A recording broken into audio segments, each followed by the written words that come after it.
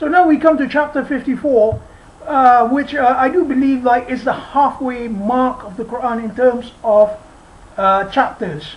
The reason for this is I believe that the last 3 chapters of the Quran are more like reminders which we have to take with us rather than points of study. I mean, they can also be points of study, but they are easy to remember for us to remember in our lives. They are summations of the Quran. Anyway, we'll come to them in the future, inshallah. Chapter 54 is very interesting in that it has a repetitive statement, which is وَلَقَدْ يَسَّرْنَا الْقُرْآنَ لِلذِّكْرِ فَهَلْ مِن مُدَّكِّرٍ. Verily, we have made Al-Quran. It's talking about the recitation and the study which is relevant to you at this point. We have made it easy for vivification. Meaning to say, whatever study you've made of the Quran, God will make it easy for you to apply and to make eminent. فَهَلْ مِن مُدَّكِّرٍ. Who will remember this? In other words, we need to remember the Quran is there for application at all times. So the beginning of the chapter is اقترب الساعات وانشق القمر. اقترب الساعات. So as-sa'at, the hour, is constantly coming. It's coming to you.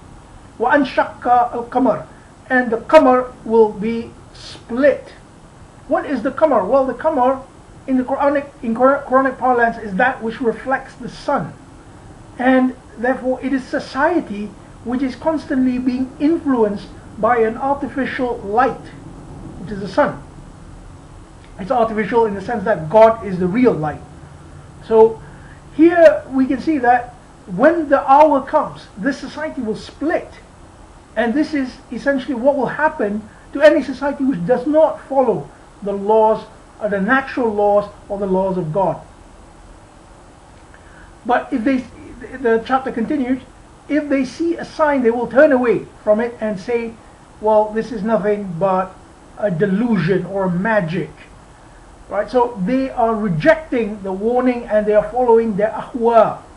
Ahwa is their delusions. We've seen this in chapter 53. وَالنَّجْمِ إِذَا hawa. So hawa is something which drags you down. It's a construct. Then it says, وَلَقَدْ جَاءَهُ مِنَ الْأَنْبَاءِ مَا فِيهِ مُزْدَجَرٍ. So they will come to them al-anba. Anba are the stories of the Quran, and these stories are called in the next verse hikmatu baligha. Hikmatu baligha. So this is wisdom which is ever reaching. So however it is you turn, the wisdom is baligha. It will reach you. That is how powerful the stories in the Quran are.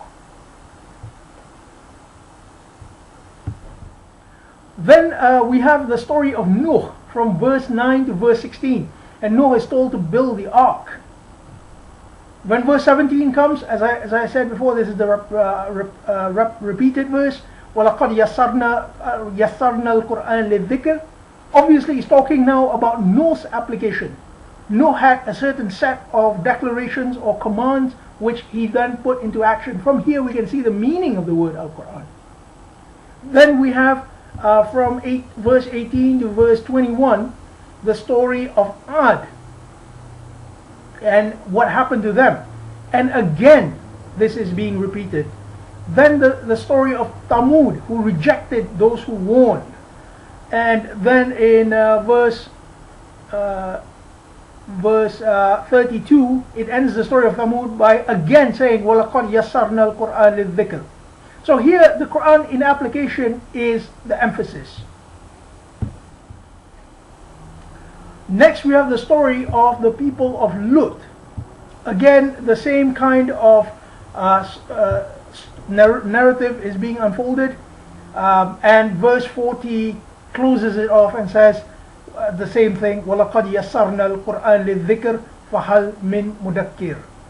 Then it talks about the people of Fir'aun, who, and it doesn't mention Musa, but rather talks about the kuffar, because the people of Fir'aun are the kuffar. They actively conceal or cause concealment of God's grace. The kuffar of present times are better than they. So the Quran is now relating this, this is from verse 41 to 43, relating this to our present situation. And it asks them, أَمْ لَكُمْ بَرَآتٌ فِي الزُّبُورِ, do they have immunity in their institutions? Because the Fir'aun's people were full of institutions. Fir'aun split them up into institutions, and the institutions will not do them any good. The Quran says, "Bal as-sa'at maw'iduhum." So the hour is promised to them. Was-sa'atu adha wa amar. So the hour will be most grievous and most bitter. Why? Because they have followed their ahwa. They have delusions which they have followed, and these delusions have misled them. And if we read the story of Fir'aun, we can understand why this happens. Fir'aun simply cut off any possibility of development of his people. So now we come to the end of the chapter, and the chapter reminds us that everything we do, we will see it in the Zubur. What are Zubur? Zubur are institutions which we have created for ourselves, and everything we have done, because human beings are institutional creatures. So everything we have done, وَكُلُّ سَاغِرٍ وَكَابِرٍ مُسْتَطَارٍ, everything will be shown in this, will be written in this. إِنَّ الْمُتَّقِينَ فِي جَنَّةِ وَنَهَارٍ. For those who take God, they are essentially always taking God. For them is the garden and the rivers, and they will be in an assembly of the truthful ones, those who confirm their faith. In the Malikin Muqtadir, in the presence of the king who has assigned qadr or potential to each of them. So essentially this is what the chapter is about, for us to develop ourselves in line with God's laws, and for us to always be aware of as-sa'at, the hour.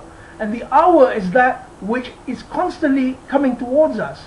So we must constantly take God and do whatever we can to meet with the Malakul Maut, the angel of death, in the most constructive way possible. Many thanks for your continued viewership. We have 3 days to go, day 27, 28 and 29, where inshallah we'll finish all the way to chapter 66. Thank you very much for your comments as well, and we hope that you have benefited from this exposition. See you tomorrow inshallah.